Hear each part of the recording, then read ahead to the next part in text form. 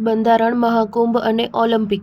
PM મોદીએ 117મી વખત કરી મન કી બાત. વડાપ્રધાન નરેન્દ્ર મોદીએ મન કી બાતના 117મા સંબોધનમાં બંધારણ મુદ્દે ટિપ્પણી કરી હતી. તેમણે મહાકુંભ અને પ્રયાગરાજનો પણ ઉલ્લેખ કર્યો હતો. વડાપ્રધાને કહ્યું કે આપણા બંધારણના સર્જકોએ આપણને જે બંધારણ સોંપ્યું છે તે સમયની દરેક કસોટી પર ખરું ઉતર્યું છે.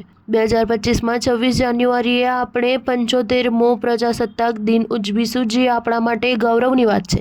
વડાપ્રધાન મોદીએ બંધારણ સાથે જોડાયેલી વેબસાઇટ લોન્ચ કરતા કહ્યું કે દેશના નાગરિકોને બંધારણના વારસા સાથે જોડવા ખાસ વેબસાઇટ શરૂ કરી છે, જેમાં તમે બંધારણની પ્રસ્તાવના વાંચતો પોતાનો વિડીયો અપલોડ કરી શકો છો. જુદી જુદી ભાષાઓમાં બંધારણ વાંચી શકો છો તેમજ પ્રશ્નો પણ પૂછી શકો છો. વડાપ્રધાન મોદીએ મન કી બાતમાં મહાકુંભની તૈયારીઓનો ઉલ્લેખ કર્યો હતો. તેમણે કહ્યું કે મહાકુંભની વિશેષતા વિવિધતા અને તેની મહાનતામાં છે. આ આયોજનમાં કરોડો લોકો જોડાય છે. લાખો સંત, હજારો પરંપરાઓ, સેંકડો સંપ્રદાય અને અનેક અખાડાઓ આ યોજનાનો ભાગ બને છે.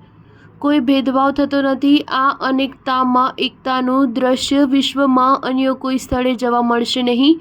વડાપ્રધાન મોદીએ વધુમાં કહ્યું હતું કે મલેરિયા અને સ્વાસ્થ્ય પડકારો પૈકી એક હતો, પરંતુ WHO અનુસાર ભારતમાં મલેરિયાના કેસો ઘટ્યા છે. તદુપરાંત બસ્તર ઓલિમ્પિકનો ઉલ્લેખ કરતા કહ્યું કે બસ્તર ઓલિમ્પિકમાં 7 જિલ્લાના 1.65 લાખ ખેલાડીઓએ ભાગ લીધો હતો. આ માત્ર એક આંકડો નથી, પરંતુ અમારા યુવાનોના સંકલ્પની ગૌરવગાથા છે. સ્ટાર ન્યૂઝ 7 હંમેશા સચ્ચાઈની સાથે.